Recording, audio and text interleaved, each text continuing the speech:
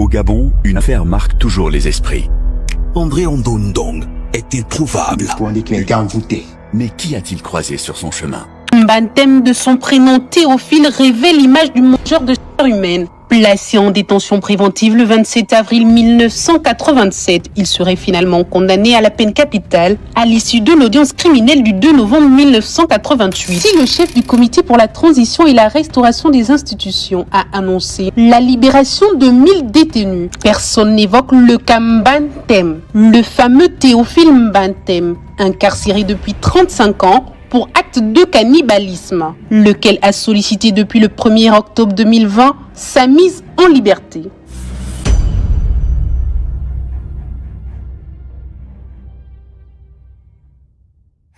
Il est tard, un soir d'avril 1988, dans la banlieue d'Owendo, près de Libreville. Une odeur pestilentielle flotte le long d'un cours d'eau, attirant l'attention d'un passant. À la lueur d'une torche, on découvre un corps en décomposition avancée, ou plutôt ce qu'il en reste. Très vite, la nouvelle se répand comme une traînée de poudre. Un célèbre guérisseur de quartier aurait tué puis mangé un homme. Dans les ruelles sableuses d'Owendo, la panique s'installe. On chuchote qu'un féticheur cannibale rôde. Les voisins s'enferment, terrifiés à l'idée que le mal se tapisse parmi eux. Gabonais et Gabonaises sont secoués par l'horreur d'une histoire qui semble tout droit sortie d'un film d'épouvante, et pourtant ce drame est bien réel. Derrière l'affaire Mbantem, y a-t-il vraiment eu du sang et de la chair? Ou seulement une histoire montée pour entretenir la peur des crimes rituels? Cette question hante le Gabon depuis plus de 40 ans. Avant d'y répondre, remontons aux origines de cette affaire qui a marqué le pays. Préparez-vous. Je vous emmène au cœur de l'affaire Mbantem, là où la réalité et le fantastique macabre s'entremêlent.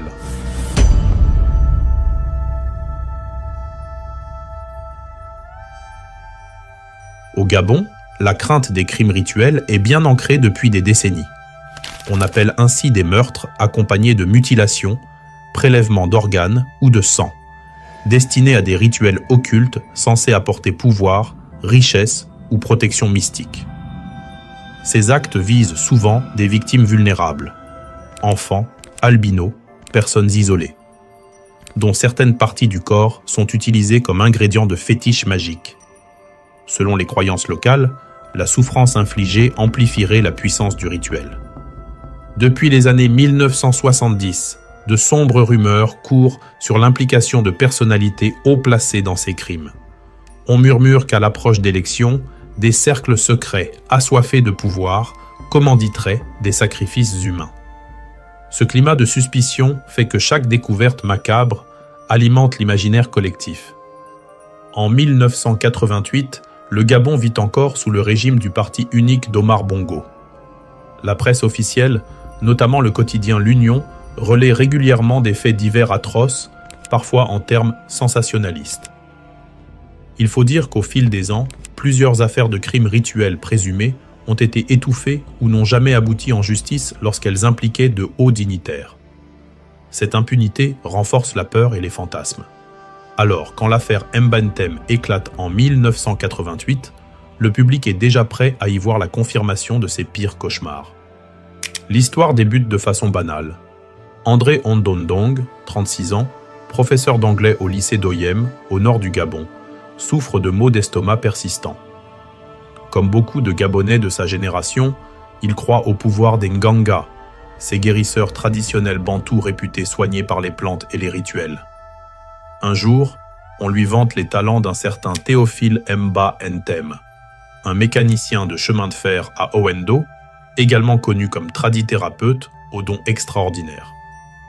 Mbantem possède un petit temple chez lui, qu'il appelle sa clinique, où afflue une clientèle en quête de miracles. On le dit affilié à un culte mystique venu de Guinée équatoriale, la secte d'Alan Mvo Ening, dirigée par un certain Essono Mbea Philomeno, surnommé Asiline Sang Mvoe, sorte de pape occultiste. Pourtant, dans le quartier, on le considère surtout comme un guérisseur efficace capable de soigner les maladies résistantes à la médecine moderne. Au début des vacances de Pâques 1988, André Ondondong décide de tenter sa chance. Il part pour Libreville avec son fils âgé d'à peine 4 ans, afin de consulter Mba-Nthem dans son temple d'Owendo. Sur place, l'ambiance est étrange, mais pas nécessairement inquiétante. D'autres patients attendent leur tour parmi des senteurs d'herbe, des effluves d'encens et les murmures de prières en langue vernaculaire. Mba-Nthem, le célèbre guérisseur comme on l'appelle déjà, accueille le professeur.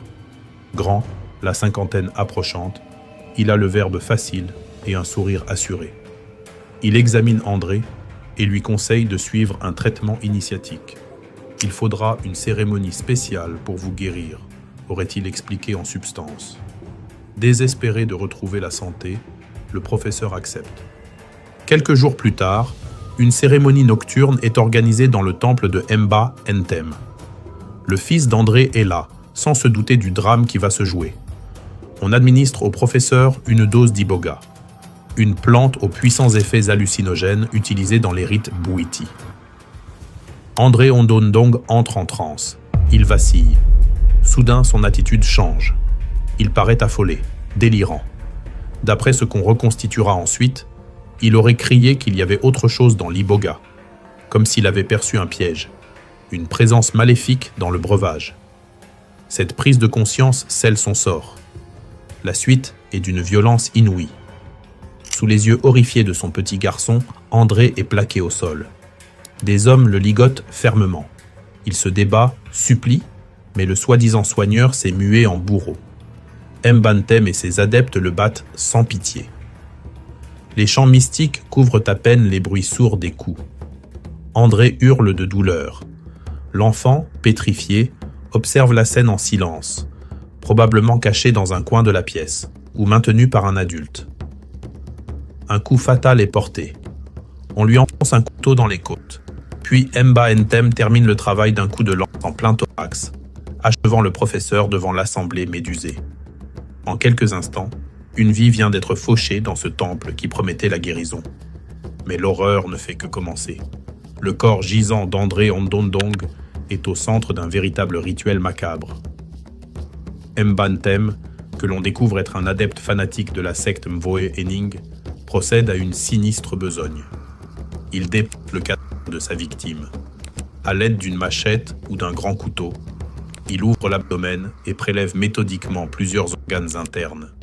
Le cœur, les poumons, le foie, l'estomac.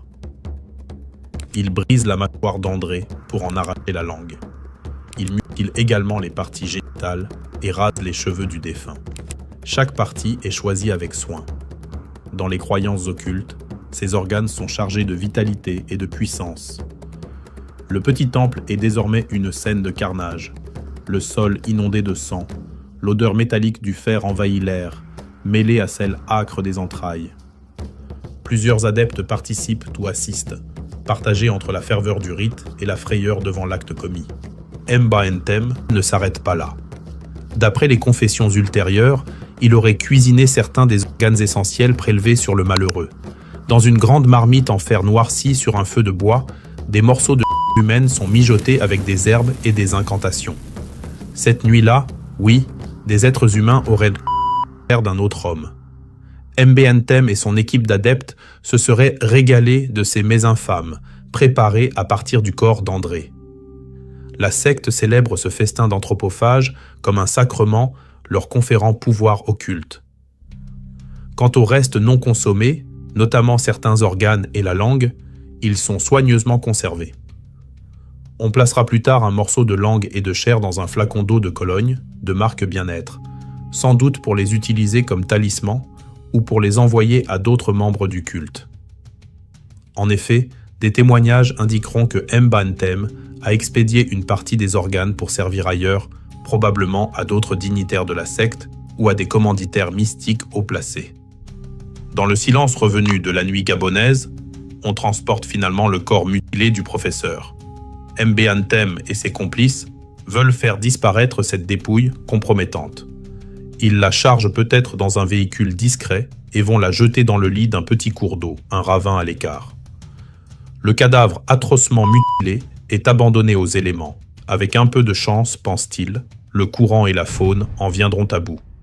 Leur sinistre cérémonie terminée, les membres de la secte Mvoe Henning se dispersent dans l'ombre, convaincus d'avoir acquis par ce sacrifice une force surnaturelle.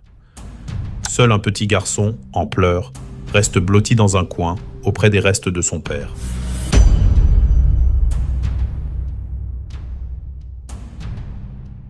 Les jours passent et, à Oyem, la famille d'André Ondondong s'inquiète de ne pas le voir rentrer.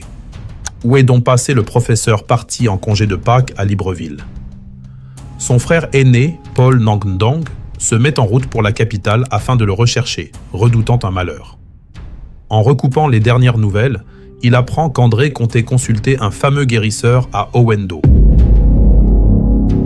Paul s'y rend et arrive au temple de Mba Ntem. L'accueil qu'on lui réserve est glacial. La garde rapprochée du guérisseur, quelques adeptes costauds, se montre arrogante et tente de le dissuader d'insister. Mba Ntem en personne jure que le patient est reparti à Oyem, guéri et en pleine forme. Paul sait que c'est impossible. Il vient justement d'Oyem et son frère n'y est pas revenu. Cette contradiction allume un signal d'alarme. Ne pouvant obtenir d'explication satisfaisante, la famille alerte les autorités. La brigade de gendarmerie d'Owendo est saisie et débarque au temple de Mba Ntem en force. Nous sommes le 18 avril 1988, environ 2 semaines après Pâques. Les gendarmes interrogent Mba Ntem et ses disciples. Eux continuent de soutenir que l'enseignant a quitté Libreville sain et sauf. L'atmosphère est tendue. Quelques voisins se rassemblent autour du temple, intrigués par la présence des forces de l'ordre. C'est alors qu'un enfant attire l'attention des gendarmes. Un petit garçon de 4 ans, Agar, qui était hébergé là. En le questionnant doucement, peut-être sans imaginer qu'il est le fils de la victime, les enquêteurs vont tout comprendre. D'une petite voix, le gamin lâche une phrase glaçante. Papa a été ligoté, tué, puis jeté. Stupeur chez les gendarmes. Ce bambin vient d'accuser ouvertement Mba Ntem et ses gens. Face à ces révélations spontanées, les militaires décident d'agir. Aussitôt, ils tentent d'interpeller Mba Ntem et ses acolytes, mais ces derniers résistent. Une vive bagarre éclate entre les adeptes du temple et les gendarmes. Coups de poing, bousculades, peut-être même quelques incantations lancées par peur. Finalement, la loi l'emporte. Mba Ntem et sa bande de 5 personnes sont maîtrisés et arrêtés manu militari. Emmenés à la brigade, Mba Ntem et ses fidèles sont placés en garde à vue et interrogés séparément. Très vite, les langues se délient. Face aux questions pressantes et sans doute aux preuves qui commencent à s'amonceler, plusieurs complices craquent et reconnaissent les faits. L'un d'eux finit même par conduire les enquêteurs jusqu'à l'endroit précis où le corps a été abandonné. Et là, sous les branchages d'un ruisseau, les autorités découvrent l'innommable, le cadavre mutilé d'André Ondondong, déjà gonflé par la décomposition, gisant à moitié submergé. Toutes les traces du calvaire sont visibles. Mâchoire brisée, langue manquante, thorax ouvert, organes vitaux prélevés, sexe coupé. Les enquêteurs n'en croient pas leurs yeux. Comment un guérisseur a-t-il pu commettre une telle barbarie? Un détail retient particulièrement l'attention. Une bretelle de la salopette bleue que portait le professeur s'est accrochée à une branche, empêchant son corps d'être emporté par le courant. C'est ce coup du sort qui a permis la découverte du cadavre. Apprenant cela, Mba Ntem, qui espérait sans doute que la dépouille disparaisse à jamais, comprend que tout est fini pour lui. « Blême !» il murmure aux gendarmes dans un souffle, « Vous m'avez eu !» Dès lors, Mba Ntem sait qu'il ne peut plus nier l'évidence. Acculé par les témoignages de ses propres acolytes, par le récit précis du petit rescapé et par le corps supplicié de sa victime, le guérisseur déchu passe aux aveux complets. Durant sa garde à vue, il confesse non seulement le meurtre du professeur Ondondong, mais révèle aussi l'ampleur terrifiante de ses crimes antérieurs. Il admet s'être livré à des actes de cannibalisme non pas une fois, mais à de multiples reprises.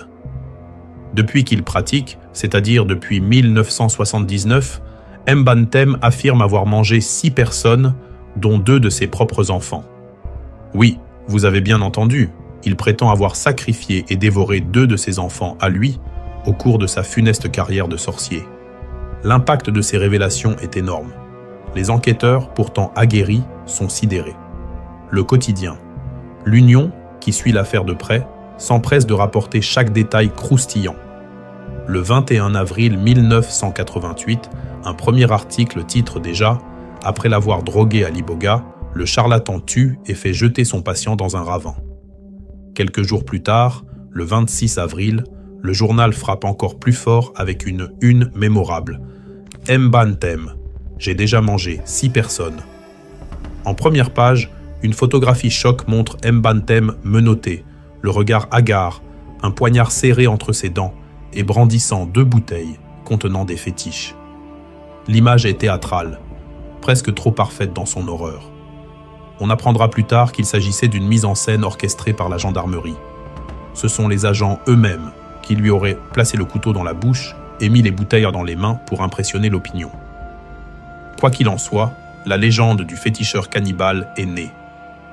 En quelques jours, le nom de Mbantem devient synonyme de monstre au Gabon. L'affaire, désormais publique, s'invite bientôt devant la justice.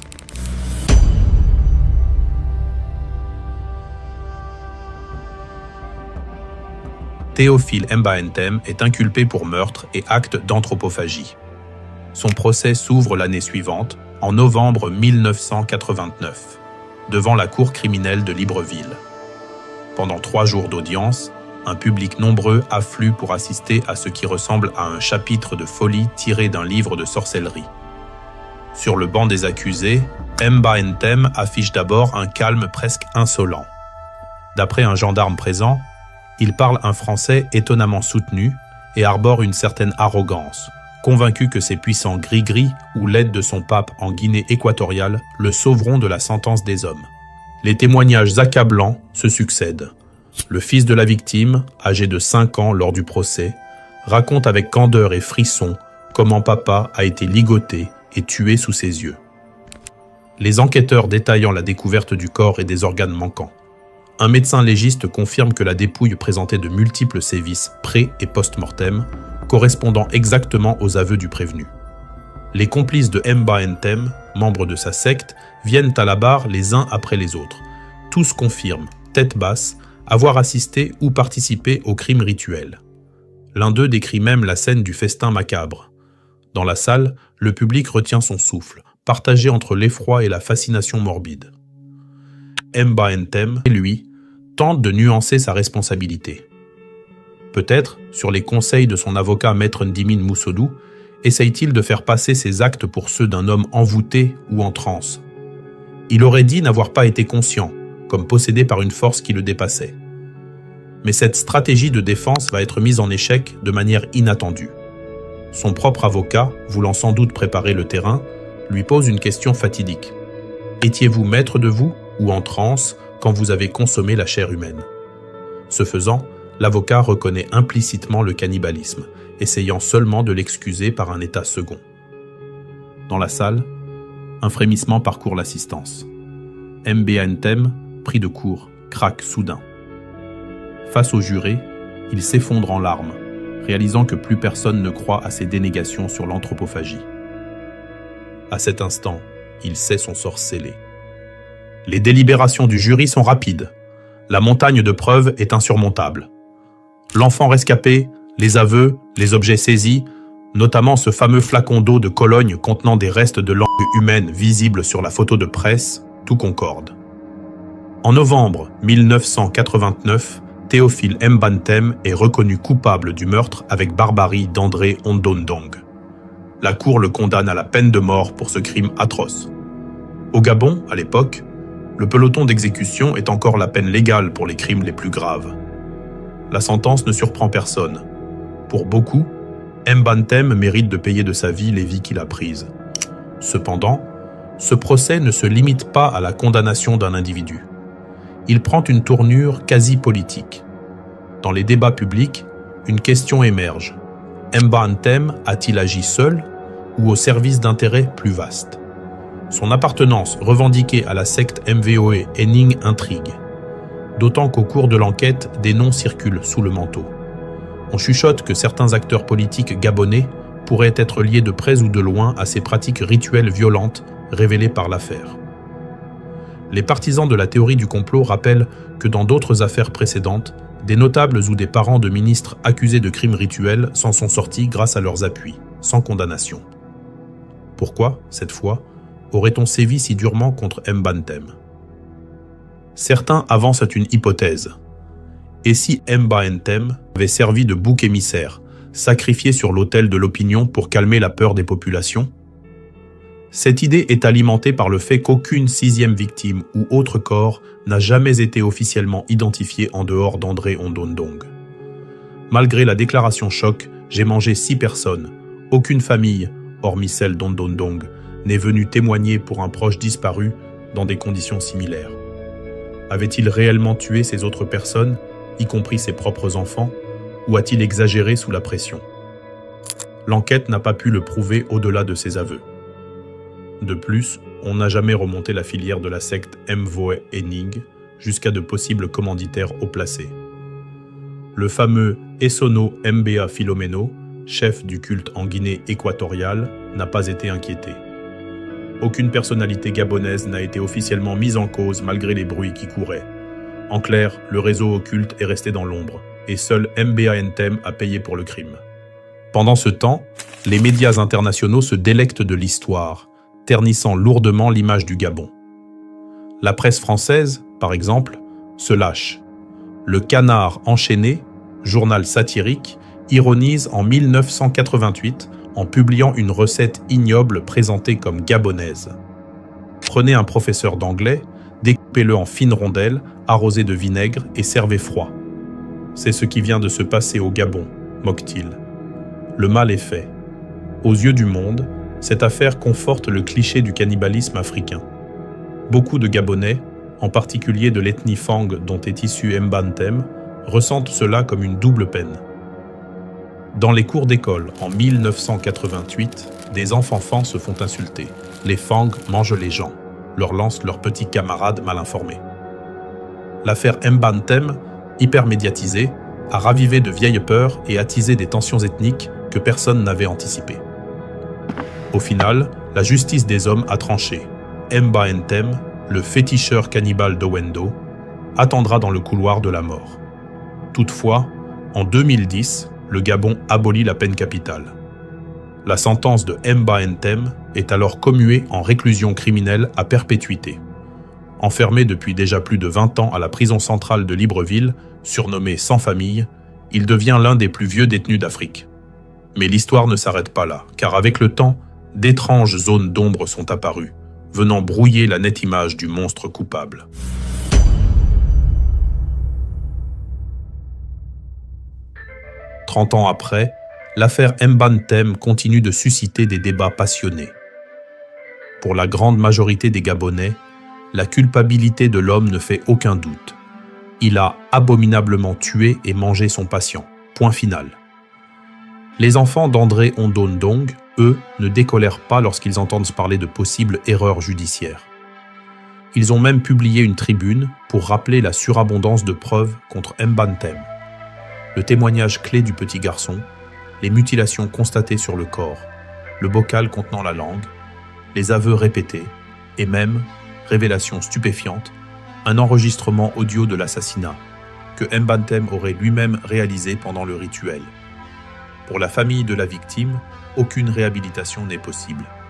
Mbantem sera toujours coupable de la mort de notre père, écrivent-ils, reprochant au meurtrier de vouloir aujourd'hui travestir la vérité pour tenter de sortir de prison. Et pourtant, au fil du temps, une autre version des faits a émergé, portée notamment par Mbantem lui-même et certains de ses soutiens.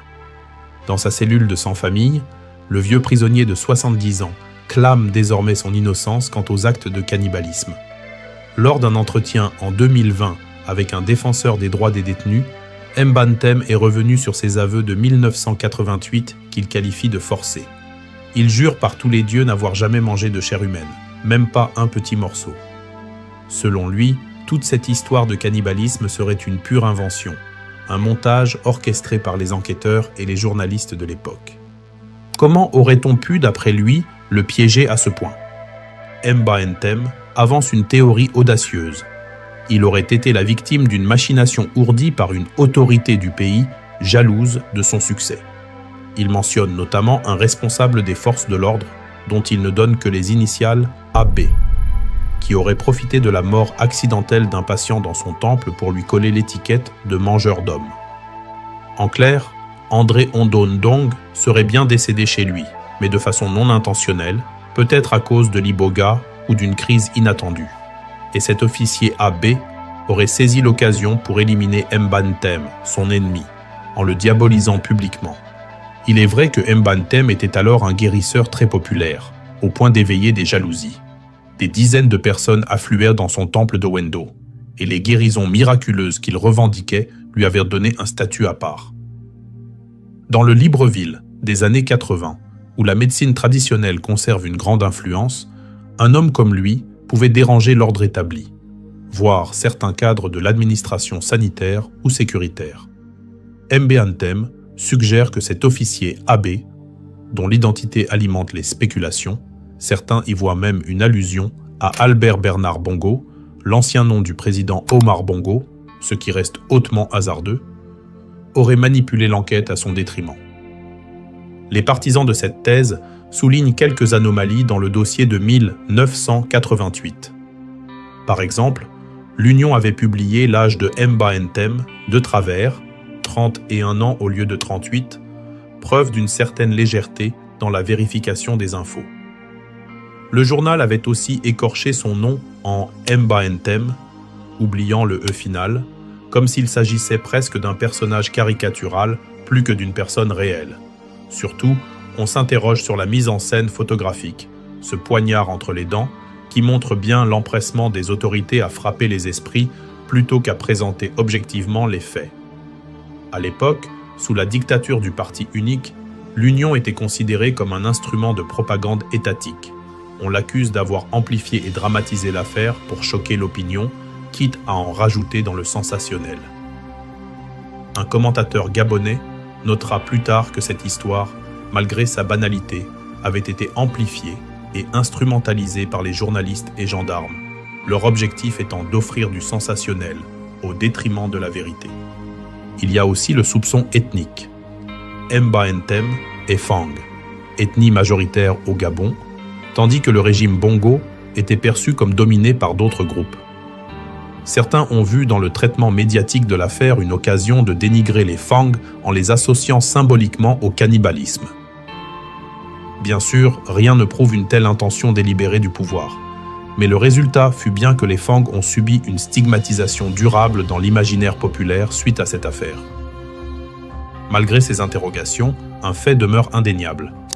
André Ondondong, lui, a bel et bien perdu la vie dans ce temple. Même les plus sceptiques à l'égard de la version officielle ne nient pas qu'un meurtre atroce a eu lieu. Ils posent toutefois la question.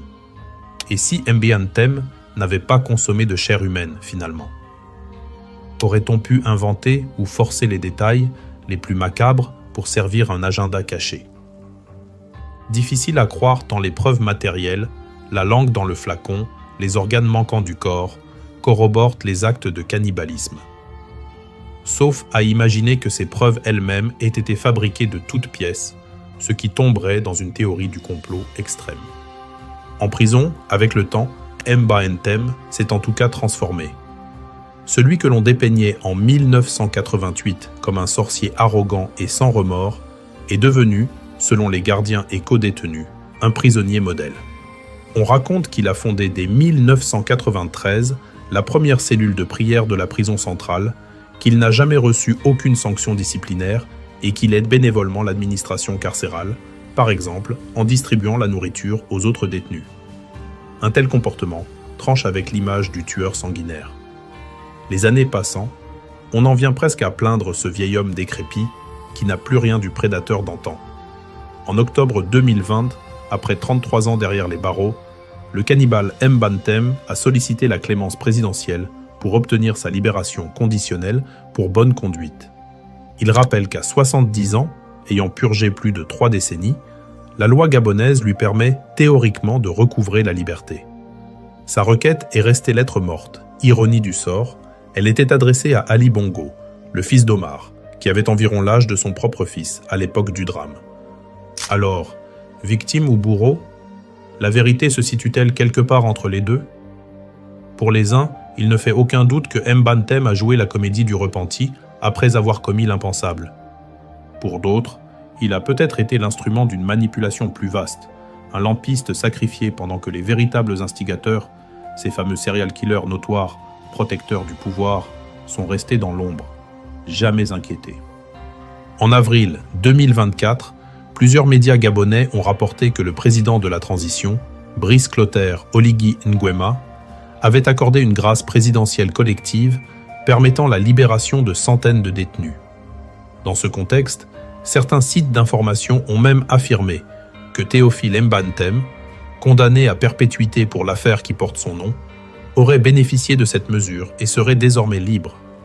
Toutefois, aucune source officielle ni communiqué du ministère de la Justice ne confirme sa libération effective, et les grands médias nationaux comme internationaux n'ont pas repris cette information.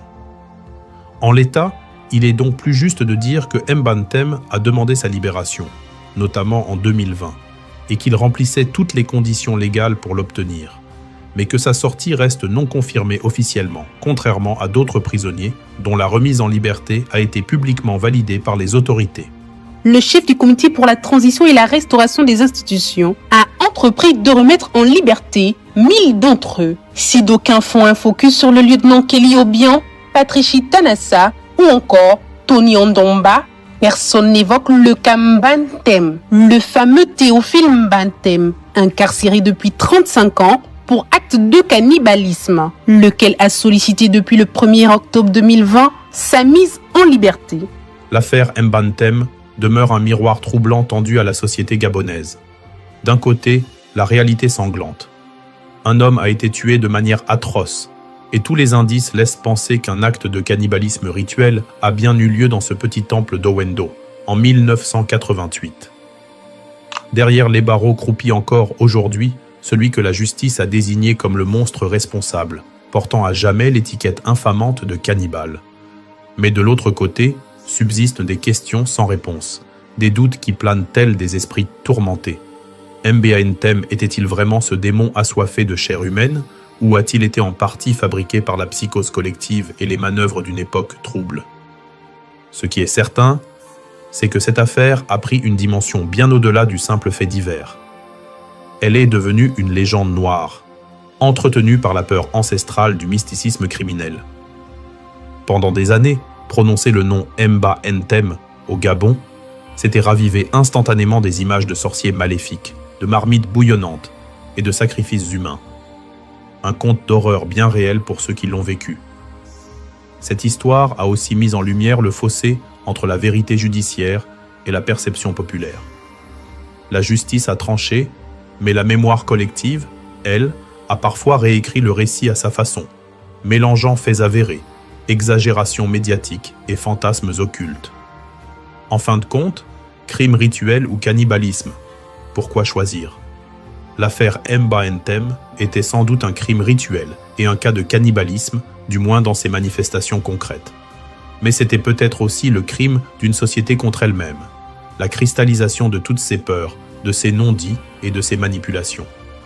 Derrière le mythe du sorcier mangeur d'hommes se profile la réalité d'un pays confronté à ses propres démons, corruption, impunité et superstition. Mbantem, qu'il ait été bourreau sanguinaire ou bouc émissaire, reste le symbole tragique d'une époque où la frontière entre le bien et le mal se brouillait dans les ténèbres des temples occultes. Au terme de ce voyage au cœur de l'horreur et du mystère, une leçon s'impose. La peur elle-même est un puissant sorcier. Elle peut dévorer la raison des hommes tout autant que n'importe quel cannibale. Derrière l'affaire Mbantem, il y a eu du sang et des larmes. Cela, nul ne peut le nier. Quant à savoir s'il y a réellement eu de la chair consommée, ou une mise en scène destinée à nourrir la psychose, la réponse reste prisonnière des ténèbres de cette nuit d'avril 1988. Chacun, au fond de lui, devra décider quelle part de l'histoire il choisit de croire.